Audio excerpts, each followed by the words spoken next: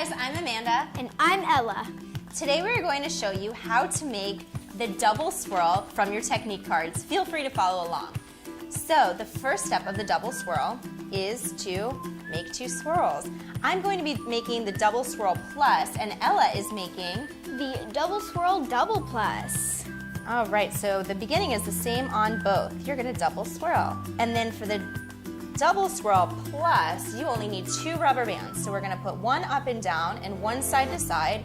And for the double swirl double plus, We need 2 rubber bands up and down and 2 rubber bands across. that's why it's called double. So I'm going to move the design studio closer to me to make it easier. I'm gonna be working with the design studio and Ella's gonna be working with The starter kit. and both of these you can do this technique. All right, so after you have it all banded nice and tight, you're gonna stick it in your orb. Smaller items are always easier, but large ones can fit too. You can put anything in here that you wanna dye that'll fit in the orb. So the big thing is to make sure you don't have any fabric in the way, because if you do, it won't stay shut, and the whole point is for this to be mess-free. So once you have your piece in the orb, you are going to screw on the yellow locking pieces. Sometimes it takes a second to get it all put together.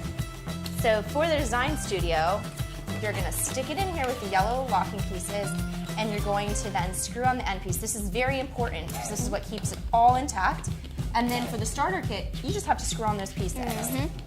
Feel free also to watch our tips and tricks video if you're not familiar with what the pieces are or you want to know what things are and how to do it. So we're going to use this as like a little lock. And now I'm ready to dye. And Ella's almost So there. am I. And what time is it now? It's time to dye my favorite part.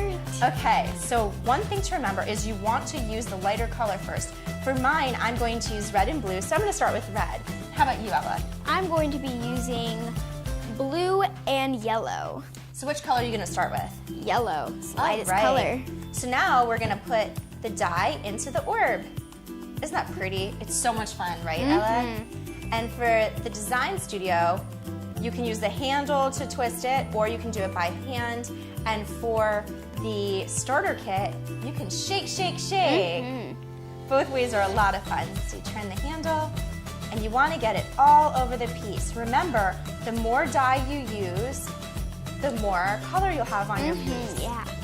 So I like to put a lot of color. So I'm just going to keep going around, and I'm going to give it a little spin. And then one thing I like about this too is you can turn it upside down, and you can get all different angles. Isn't that fun? Yeah, So that's so smart. I'm gonna add my second color. Oh, Ella's already beat me. She's got her second color in.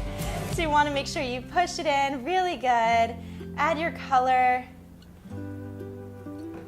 And remember, the more color, the more it's going to be colorful and dyed. Pretty. Right? So once you have all of your dye in, you gave it a good shake, Ella. Let's see you shake it again. And we're doing a little twist here.